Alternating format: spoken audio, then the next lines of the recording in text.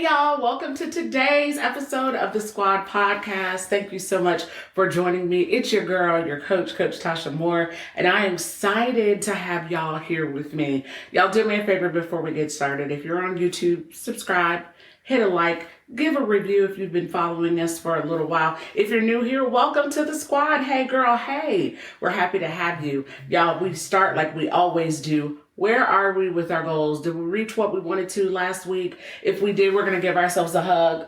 Ooh, love on you because you did what you said. And if we didn't, that's okay. We're going to clap it up and we're going to let it go, right? We give one clap, swipe clean. Today's a day and it's a new slate for you. Y'all, I'm excited about today's episode. I'm going to be diving deep into 5 practical things that I've done to shift and change my mindset. Because if you're anything like me, mindset matters. If I am not on top of my game as far as my mindset, everything else is thrown off. I don't know if you can, I raise both my hands on that. And so that's me. So I want to give you guys some practical things that I do that aren't the typical things that are done. I like to think a little outside of the box. And so I had to evaluate things that I was doing and things that I could shift and change so that ultimately my life was better. So we're going to dive into it. So the first thing that I'm going to talk about is I was a master of time management. That's all I heard when I got into the industry that I was in, coaching and real estate, managing your time, managing your time, managing your time. And so for me, it was not just about managing my time, but learning, okay, what am I doing well and what do I need to work on as far as time management? My calendar, anybody who's seen it knows that my calendar is color coordinated according to where I am and whose, obligation it is. Like my children are one color. Each one of them have a different color. My husband has a color. I have a color, all of the things. So that's how I navigate my life. And so asking myself, okay, yeah, time management, girl, you got that on good. What does that look like? But I learned something that was like, okay, what is this? I began taking an audit of my emotional energy. My energy throughout the day. Because y'all, time management is awesome, but energy is important. Like, what are the things during my day that give me energy? I feel like, okay, let's go get it. And then what are the things in my day that I'm like, I'd rather not? For me, I check my emails afternoon. I don't check my emails first thing in the morning. I did. Y'all, it had my head like, oh my gosh, in the beginning of the day.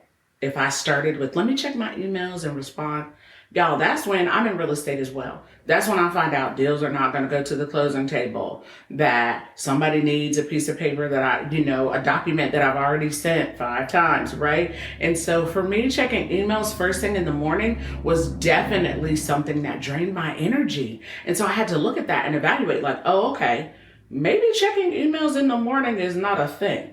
Right? For me, in my personal life and in my business. So evaluating the things during your day that give you energy and the things that take away from the energy. So for me, I start my day with affirmations, reading my Bible, all the things that energizes your girl. And then the next thing I do is I do some form of exercise. Now, I used to get up at 5 o'clock in the morning.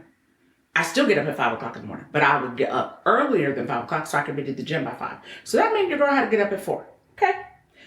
And I realized that is depleting for me. I want to get my workout in, but for me, starting with my affirmations, doing all that, getting my daughters to school, and then getting a workout in, I don't feel so depleted or my energy's already drained before I even get started with having to be at the gym at 5 o'clock in the morning. So now in my day, after I drop my daughters off at school, it's like, all right, come on, we're going for a walk.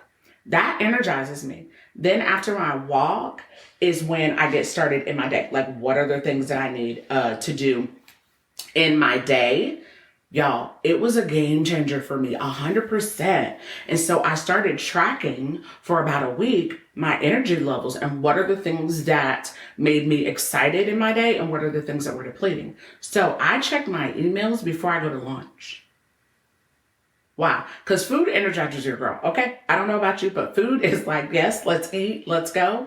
And then after that, I have about a 30-minute kind of break to do whatever. And then I pick my daughters up and that definitely energizes my day, hearing about their day. depending, teenage drama. Sometimes it's depleting, but for the most part, I'm happy to see them. I'm happy that they are, going home and doing all the things and get to do the activities that they love. So for me, I check my emails before I go get my daughters. And that gives me time so one, what are we going to do? We're going to do an energy audit. Like, what does my day look like? What are the things that drain my energy? And where can I move them so that the activity that I do after them gives me energy again? Okay? The second thing that I want to talk to you about, y'all, recognize emotional vampires. Hello and amen. Y'all, in the movies, vampires suck the life out of you. They drink your blood and you're dead, right? So in our life, what are the things that are draining us? Evaluate those emotional vampires, and no, you can't come up over here and take all that I have, right? You cannot drink my blood. We don't believe in that, but I'm just saying in the movies, that's what happens in the movies. So I began asking myself, what are the things that drain me? What are the people, right? What leaves me feeling like, oh, I don't have anything else to give. And so, y'all know who they are. Even after a little short interaction, you're on the phone, you get that phone call, and after you hang up, you're like, I need a nap. Are you with me today? Who are they? What is it? And how did you remove it from your life? It's important. The things that suck the life out of you, don't leave room for anything else. They're killing you softly, as my girl Lauryn Hill would say, right? We don't want that. So what does that look like? What is it? And how do you get rid of it? What do you need to do so that you're not, even if it's negative self-talk, y'all, that's emotionally draining for real. Like, are you talking to yourself in a negative way and that drains you, that depletes you, right? Is it social media? Y'all, scrolling can sometimes make you get in your head about things. Turn it off. When I'm working, my notifications are off. So I don't even get a pop-up. Whatever my friends have going on, I will see after I'm doing what I need to get done. Okay?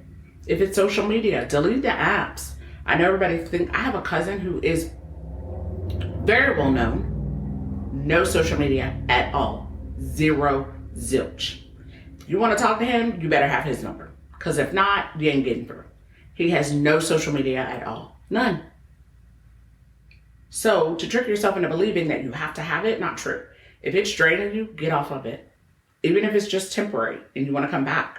Get your mindset right so you can come back and visit it with a fresh perspective about it. All right? The third thing, ask yourself, y'all, does this expand who I am, make me better, grow me, mature me, or does it deplete me? If it depletes you, let it go. Okay? All right. So that's all we're going to talk about as far as auditing yourself. The second arsenal tool that we have is asking yourself, it's not asking, it's making yourself uncomfortable strategically. What you talking about, Tasha? Making yourself a little bit uncomfortable strategically. When you walk into a room and you're at an event or you're in an office meeting, there's this couple of seconds where it's a little awkward, right? Maybe you're the new person in the office, or you just got a new position, or maybe you're just starting a new job, or maybe you've had to move for your family. There's a little bit of awkwardness when you're walking your kids into school for the first time, or you're meeting a group of women for the first time. It's awkward, right? You're kind of like, oh, who do I speak to? Who are the cool people in the room? Just kidding. But it's a little awkward. Strategic awkward looks like this. I walk into an event, I see some people that I know, I'm like, hey, how are you? Hey girl, hey, all the things. And I go sit at a table with no one that I know. Why would you do that? Because this is what I tell my daughters, what if one moment of uncomfortable led you to a lifetime friendship or relationship? Being uncomfortable for 1 second. I've gotten away from it, and I thought about it when I was thinking about what I was going to talk about on this episode. I'm like, you know what? I need to get back to it. I would go into events and sit at tables with people that I didn't know. Why? Because it was opportunity for me to get to know women that were not in my world yet. I could go sit with my friends. I already know them. We already have a relationship. What does it look like for me to sit at a table with people that I don't know? It looks like growth. Hello. It looks like growth. So when I talk about being strategically uncomfortable, go eat lunch by yourself. Go eat a meal by yourself. Y'all, that was the one thing I said I would never do. I will never sit at a table in a restaurant by myself. I'll get it to go first. and eat it in the car. Y'all, I've realized through this thing called life, like, it's okay for you to have a meal by yourself. That don't make you weird. It's growth. And now I will go and sit and eat and all the things alone. So when I talk about strategic uncomfortable, it's making yourself uncomfortable for a second to see what happens on the other side of that. All right? Drive a different route. I go the same way every time. Take a different route wherever you're going, right? Eat at a restaurant by yourself. Saying yes to an opportunity is exactly that. It's an opportunity. What you do with it is up to you. All right. So what's the third thing? Y'all, we have to detach from the outcome. Stop chasing the results and focus on being obedient. Start chasing that. Chase obedience. What is it that God is asking you to do in this season? What's the next yes that you need to get from where you are to get where you need to be? And don't be attached to the outcome. Doesn't matter what happens. The fact that you were obedient is the important part, right? Your job.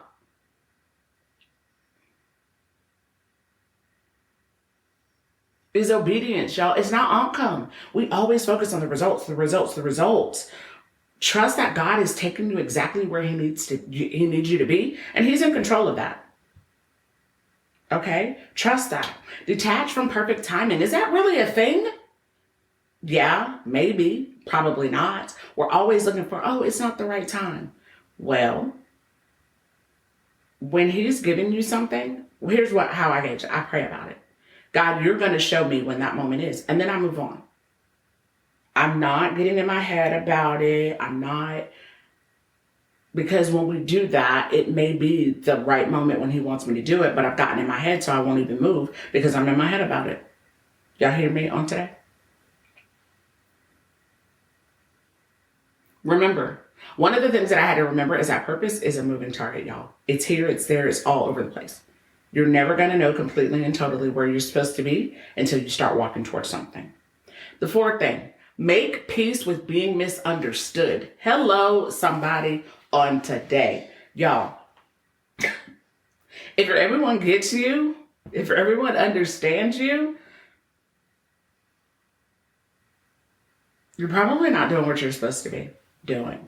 Y'all, I have been so misunderstood in this thing called life, and I've learned to be okay with that. The people that know me know my heart. They know where I come from. They know where I'm talking about, and the people that know me know that my intentions are always to do what's best for myself and those around me.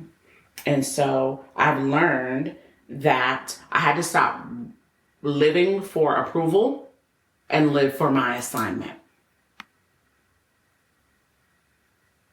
Are you living for approval or assignment? Because they're different. And if you're waiting on people's approval, chances are you won't move forward because you're waiting on them to give you a yes. Stop. Cut it out. Move forward. Because there's someone that's waiting on what you have. And the more we sit and wait on everyone else to say, yes, girl, you got it, we won't have it because we won't move from where we are. So that's a thing. All right? Y'all, silence is a response.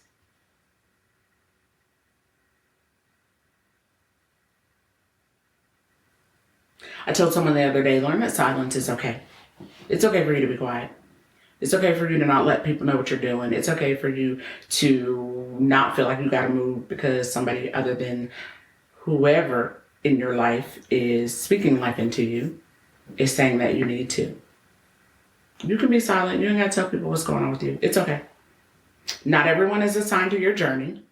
Leave those that aren't where they are and get busy. Get going. All right. Fifth thing that I want to share with you. Create before you consume, y'all. I told you that I start my day with affirmations, with prayer, with quiet time. We have so many things that we have to consume in a day. Create before you consume. What does that look like for you? Creating quiet time, creating a space for you to just clear your mind before you bog it down with all the things that you're going to have to bog it down with during the day. So creating before you consume is so important. What does that look like for you? I do affirmations. I read my Bible. I pray.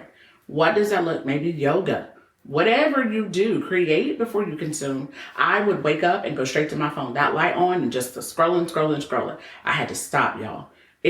My brain is full before it even gets the opportunity to start for the day, right? So create before you consume. What does that look like? Replace scrolling with stillness. It's okay to be still. It's okay to sit in silence, y'all, right? A morning of creation versus a morning of consumption.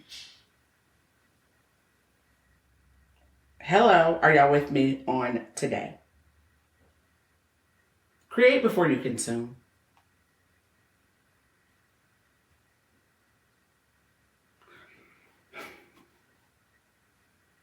So when we talk about what we can do to make sure that we are becoming the best version of ourselves, y'all, I just told you, audit your emotional energy. That's the first thing.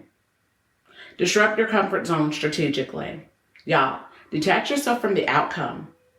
Make peace being misunderstood and create before you consume. Understand, y'all, One of the things that I wanted to share with y'all before we end today. Understand that wrong turns are okay. It is okay for you to go down the wrong path. That is how you grow. That is how you mature. That is how you become the best version of yourself. Y'all, I can't tell you how many times I've been driving and been like, okay, wait a minute. I'm going the wrong way. I need to make a U-turn. You can start over. It's okay for you to start over. So y'all, what are we doing? We are starting today. We're going to manage our energy. We're going to look at where we are starting our week and ending our week. What are the things that drained us? We're going to let them go, right? We're going to disrupt ourselves and get a little uncomfortable. We don't like it. It's necessary. After we get uncomfortable, y'all, we're going to detach from the outcome. Stop worrying about what the end is going to be. Get on the first step and start walking.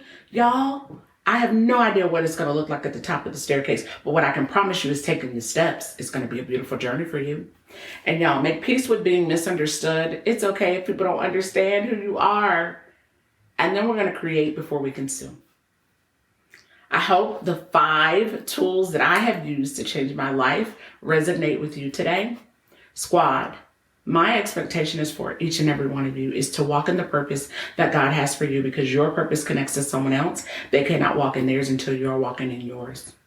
As always, we are fighting for the best version of ourselves.